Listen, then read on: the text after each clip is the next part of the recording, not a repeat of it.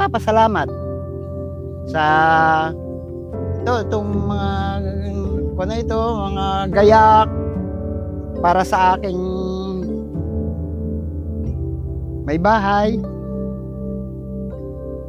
Yung may bahay ko naman ay siguro naman ay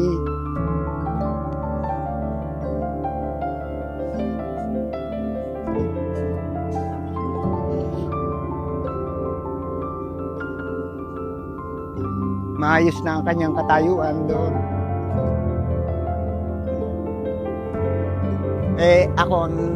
Ako ang naiwan ba? Hindi, akin lahat. Gayon pa man kinakaya ko naman. Ako nagpapasalamat sa aking mga anak, sa lahat ng aking mga anak na sumusuporta sa akin. At alam naman nila na solo na ako. Salamat ng maraming. Sa lahat na, lahat silang anak ko. Maraming salamat sa suporta.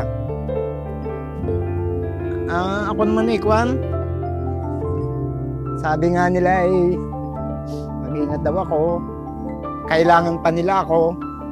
Ako naman nag-iingat at alam ko naman na yun nga, kailangan pa nila ako.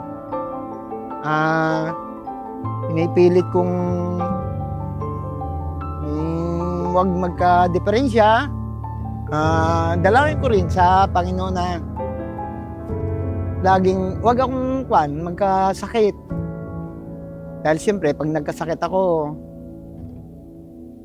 unang-una nang apektado itong mga anak ko. Hindi na ako masyadong nagkakon ang ako ka naman kasi ang kwan ko ngayon. Naghahanap buhay ako at the same time, namamahay din ako. May iniintindi pa akong isang apo at saka isang anak na PWD. Kaya, hiling ko rin sa Panginoon na huwag muna ako kuhanin. Huwag muna. Kailangan pa kasi ako ng aking mga anak. Lalo na yung aking PWD. Kailangan niya ako.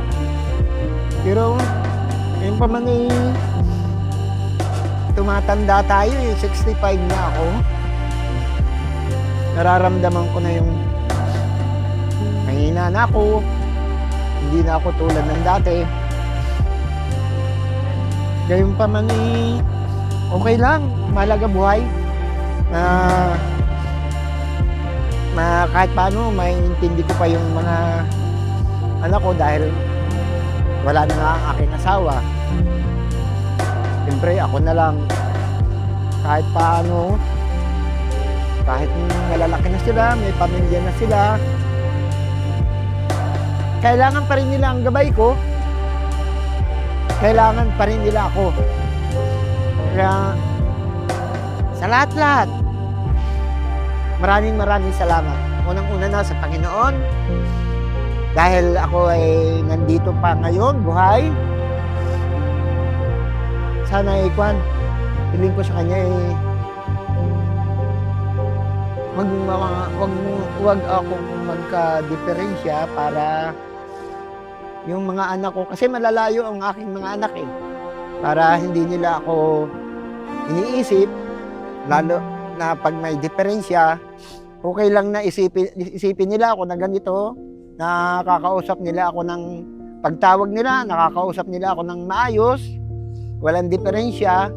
At ang hiling ko lang good health, lalo na doon sa mga anak ko sa iba't ibang lugar, iba't ibang bansa, naghahanap buhay para sa kanilang pamilya at para na rin sa akin. Yun lang, wag silang, katulad ko rin,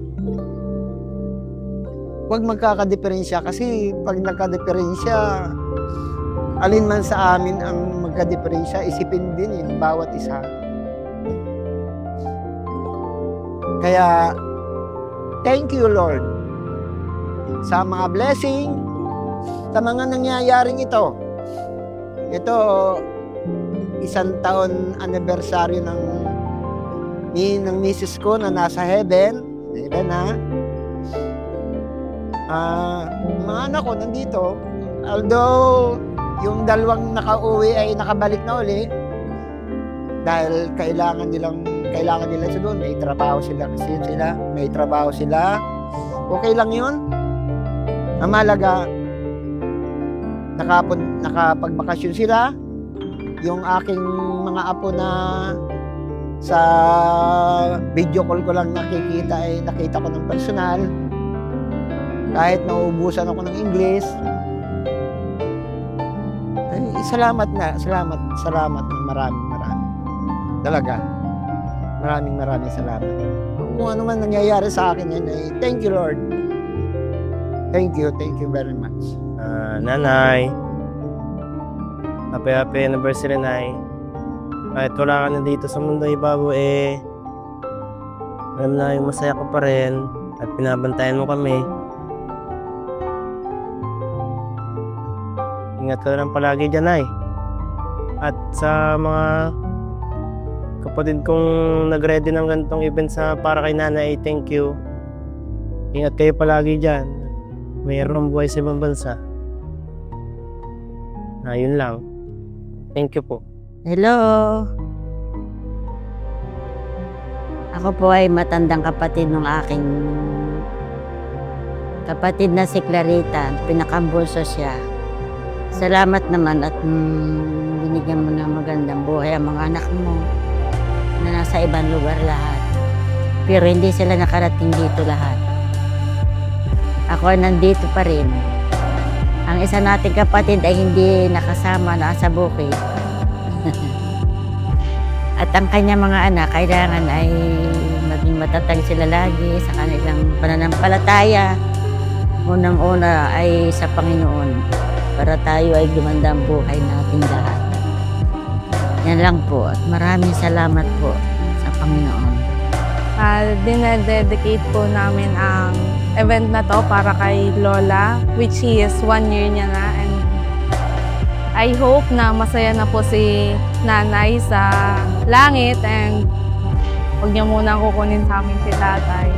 Tapos sana po ay mag-enjoy lahat ng bisita, and I hope na gabayan lagi kami ni Nanay kasi ganyan si Nanay, mabait siya, talagang ini-enjoy niya ang bawat mga memory namin together. Marami kaming memory kasi ako ang unang panganay na apo ni Nanay, and sana talaga lagi niya lang talaga kaming gabayan. Una-una po, maraming salamat kay Lord kasi kanina habang papunta ako dito talagang maulan. Taga Victoria pa kasi ako, kuya. Maulan sa amin, tapos akala ko hanggang dito na ulan naman, pero sana uminit. Yung dininig naman niya, sabi ko kahit 3 hours lang, mainit naman. Salamat po ng marami talaga kasi napakahirap kumilos ng maulan. Sa Nanay, salamat din dahil sa 1 taon mo nandito kami lahat. Kaya nga lang, di na nakaabot yung iba kasi may mga kanya-kanya kaming responsibilidad. Di na nakaabot ngayong 1 taon. Nay, pakiusap lang na, yun, sinabi ni Tatay na sabihin mo na siya.